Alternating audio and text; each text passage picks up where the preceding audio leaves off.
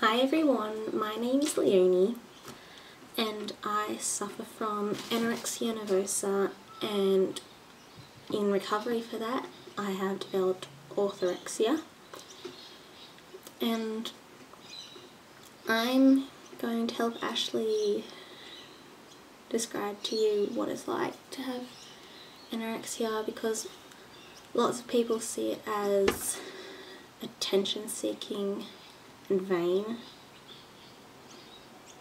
but it's not. It's actually quite the opposite, because if anyone with an eating disorder wanted attention from it, they wouldn't go to such lengths as to hide it. They wouldn't lie about what they're eating, exercise in private. They would tell people that they were trying to lose weight. They would say, hey, I only ate 50 calories today. But they don't. And if you know anyone who does that, they probably don't. Like, I'm not saying that they definitely don't, but chances are they don't actually have anorexia. They're just on a very extreme diet that most people refer to as pro-anorexia, which is this little movement that sees anorexia as a lifestyle choice rather than a disease, which it isn't. And as for vain, it's actually quite the opposite, because most people with anorexia or bulimia or EDNOS or binge eating disorder or anything, they don't want to be pretty, they just want to be thin. I don't want to be attractive. When people say, oh, boys don't like bones, boys like some curves, I don't want boys to think I look hot. I want people to be scared of me. I want them to be terrified that I'm about to drop dead. And I've known quite a few other people who feel the same way. And my eating disorder has taken a lot of things away from me. In 1 year I had 6 hospital admissions, and I missed out on a whole year of school, so like, I went back this year. No, I went back in the middle of last year, and luckily I have been able to catch up. It's still very overwhelming, but a lot of people can't catch up as easily as I did. I have friends who still can't go full days at school. I have a friend, actually I have more than one friend, who were hospitalised in their year 12 year at school. So they had to do the HSC without doing the whole course. So yeah, I was lucky. It's taken away my friends for a very long time. For quite a while I didn't want anything to do with them. I just wanted to be by myself.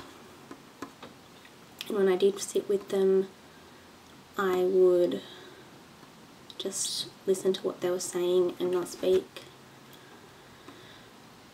Luckily, I have very good friends, and this year, just a couple of months ago, when I decided that I did want to go back to them, they welcomed me with open arms. They missed me, but not everyone is that fortunate. Lots of people lose friends completely when they suffer from a mental illness.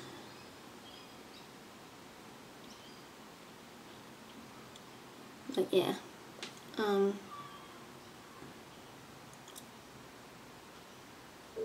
it also took away from me dancing, which is the most important thing in my life. I've danced since I was 3, and in the years up until I was diagnosed, I was dancing 20 plus hours a week. But as soon as my mum realised I was sick and took me to the doctor, and I was admitted to hospital, I was taken out of dancing. I wasn't allowed to exercise. And after a while, I lost the will to want to go back to dancing, because anorexia does that. It takes away your motivation. I didn't want to dance, I didn't want to go to school, I didn't want friends, I didn't want to live, I just wanted to starve to death while using the internet. But luckily this year, because I'd been doing well, I hadn't been in hospital for quite a while, I said, "Mum, I want to go back to dancing." And she let me. I'm only doing 8 hours a week at the moment, but it just makes me feel better. So things are looking up for me at the moment. My weight still isn't stable, but my life is starting to fit back together. And I don't want what I've gone through to be put onto anyone else. So if you notice that your friends are eating less than they used to, if they're cutting out foods, if they're losing weight rapidly, talking about food a lot, that's a big one.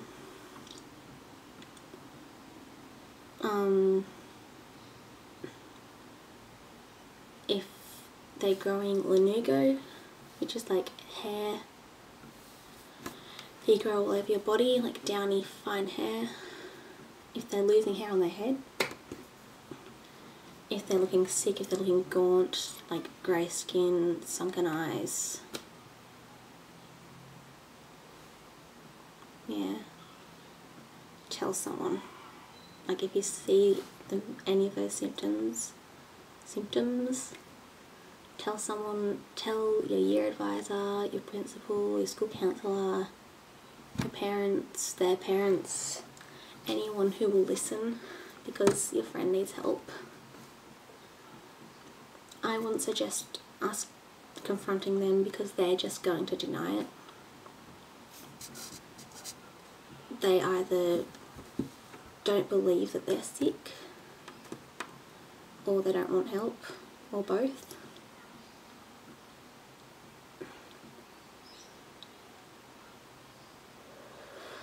So yeah, that's about it. I think that's all I have to say to you guys.